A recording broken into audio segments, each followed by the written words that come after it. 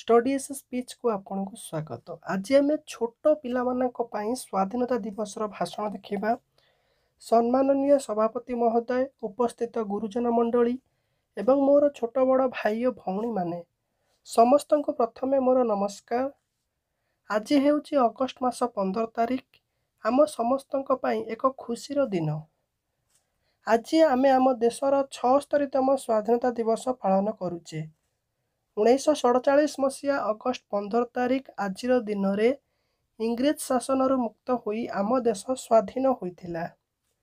एही दिनटी को मने रखिबापाई आमे प्रतिवर्ष आनंद उल्लासर सह स्वाधीनता दिवस पालन करिथाउ। एही दिन आमे जातीय पताका उड़ाइबा सह जातीय संगीत गान करिथाउ। आमको स्वाधीनता प्रदान करिथिबा वीर पुरुष माननकु आमे मने पकाइथाउ।